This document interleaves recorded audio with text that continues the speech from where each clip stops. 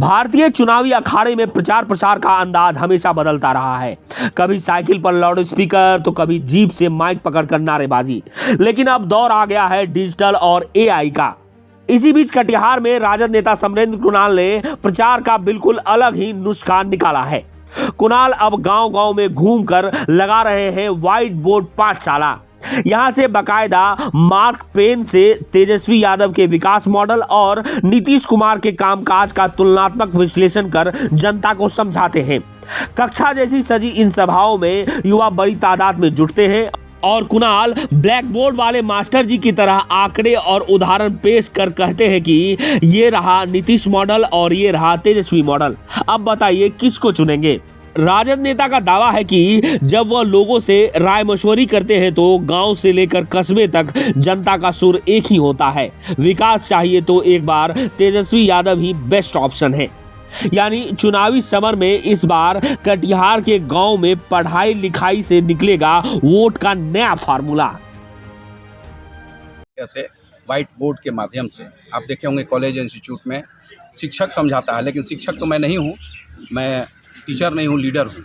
तो तेजस्वी जी की नई टीम है, नई सोच है, नए तरीका है। तो उसी तरीका को हम लोगों ने इजाज़ किया है और उस तरीका से हम लोगों ने समझाया कि मुख्यमंत्री अगर तेजस्वी जी बनेंगे तो बिहार में किस तरह से माई बहन मान योजना, इसके अलावे 1200 की जगह 500 रुपये पर गैस सिलेंडर, युवा आयोग के गठन की बात तो तेजस्वी जी ने ही किया था। इसके अलावे 10 लाख लोगों को रोजगार, 1500 रुपया सामाजिक सुरक्षा पेंशन की बात तेजस्वी जी ने कहा था। निवेश कराएंगे, इंडस्ट्रियाँ लगाएंगे किसानों के लिए और 200 मेगावाट बिजली, 200 यूनिट बिजली फ्री तेजस्वी जी ने घोषणा किया।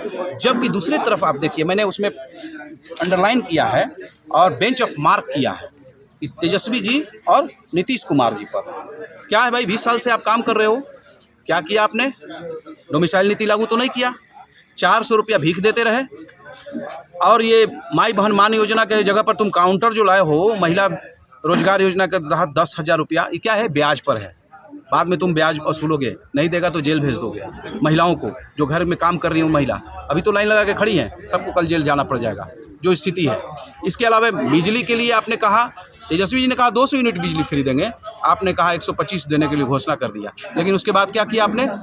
डिजिटल जो मीटर है उस पर डे के हिसाब से 10 रुपये आपने सर्विस टैक्स बढ़ा दिया। ये 300 रुपया वसूल दिए 125 रुपया की जगह, और उससे ज़्यादा ही पूरे इंडिया में सबसे ज़्यादा बिजली का बिल कौन ले रहा है? नीतीश सरकार ले रही है। क्या दे रहे हो आप मुझे? कितना समय बिजली रहता है? 24 घंटा बिजली नहीं रहता है, 18 घंटा रहता है। बीच बीच में काटते हो मौसम के नाम पर मिजाज बदलते हो, लोगों को ठगने का काम करते हो नीतीश कुमार जी।